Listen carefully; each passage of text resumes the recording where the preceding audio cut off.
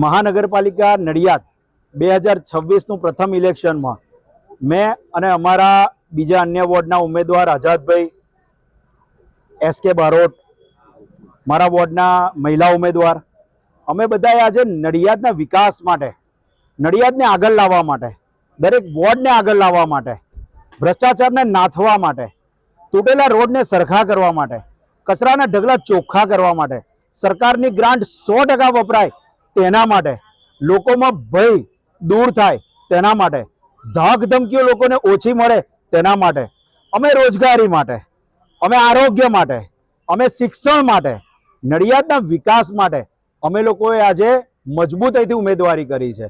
13 વોર્ડમાં 52 ઉમેદવાર ઊભા રાખ્યા છે।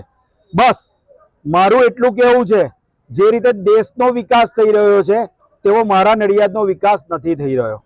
100 રૂપિયાની ગ્રાન્ટ આવે છે, 30 રૂપિયાનું કામ થાય છે। નડિયાદ મહાનગરપાલિકામાં કર્મચારીઓના પીએફના પ્રશ્ને મોટો ભ્રષ્ટાચાર છે। કોઈ અધિકારી કોઈ યોગ્ય સૂચના અને માર્ગદર્શન નહીં મળવાના કારણે પ્રેસ કરી શકતું નથી, યોગ્ય નિર્ણય કરી શકતું નથી, મોટા પાયે લોકોને લઘુત્તમ વેતન ચૂકવવામાં આવતું નથી। ફિલ્ટ્રેશન પ્લાન્ટનો પ્રશ્ન છે। વર્ષ 2007ની અંદર આ પ્લાન્ટનું ખાતમુહૂર્ત જ્યારે ત્યારે અત્યારે હાલના દેશના વડાપ્રધાન ને જે તે સમયના ગુજરાતના મુખ્યમંત્રી શ્રી અને ત્યારબાદ બીજા 2 મુખ્યમંત્રીશ્રીઓ દ્વારા કરવામાં આવ્યું હતું। ગ્રાન્ટ આવી કરોડો રૂપિયાની, પરંતુ ભ્રષ્ટાચાર શબ્દ નડિયાદના અધિકારીઓ અને નેતાઓને ગમતો નથી, એટલે ગોટાળો શબ્દ વાપરું છું। મોટા કરોડો રૂપિયાના ગોટાળાના કારણે આ ફિલ્ટ્રેશન પ્લાન્ટ નડિયાદના 40% 50% વિસ્તારોમાં પહોંચ્યું નથી। લાઇટો નડિયાદની અંદર 50% જગ્યા ઉપર બંધ બોલે છે। અધિકારીઓ પોતાની બુદ્ધિનો ઉપયોગ નથી કરતા, કારણ કે તેમને જેટલું સૂચના અને માર્ગદર્શન મળે ને તેટલું જ કામ કરે છે। જો એ પોતાની એસી કેબિન છોડીને બહાર આવે તો નડિયાદનો વિકાસ થઈ શકે છે। નડિયાદ અને આણંદ બંને એક સાથે મહાનગરપાલિકા બની આજે આણંદ વિકાસની તરફ હરણફાળ ભરી રહ્યું છે, જ્યારે મારું નડિયાદ ભ્રષ્ટાચાર તરફ આગળ વધી રહ્યું છે, ખાડા નગરીમાં આગળ વધી રહ્યું છે। સંતરામ મહારાજની ભૂમિ, સરદાર પટેલ સાહેબની જન્મભૂમિ, પણ આ લોકો એટલું પાછળ પાડી દીધું। માત્ર ને માત્ર હમણાં 2-3 દિવસ પહેલા અમૂલ ડેરીના એક મોટા નેતા બોલ્યા કે પૈસા બનાયા છે, બહુ સાચું બોલ્યા, એમણે નથી બનાયા, બધા નેતાઓએ બનાયા છે। અત્યારે હાલનું રાજકારણ, અમે શિક્ષિત લોકો છે, નડિયાદમાં સારું કરવા આવ્યા છે।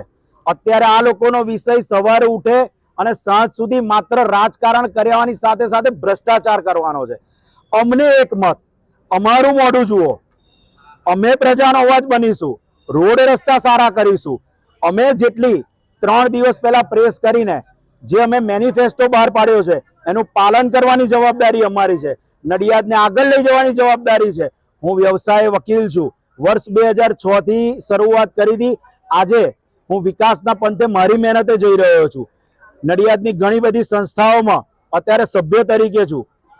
કેમ કે કશુંક કરીએ છે, જ્યારે અત્યારના હાલ નડિયાદ વિકાસ તરફ આગળ નથી વધી રહ્યું। એક અમને તક જોઈએ છે, માત્ર એક તક, વિકાસ માટે તક જોઈએ છે। અમારી જોડે એકવાર વિશ્વાસ રાખો। નડિયાદની પ્રજાને હાથ જોડીને કહું છું, તમે ધાક ધમકીમાં ના આવશો।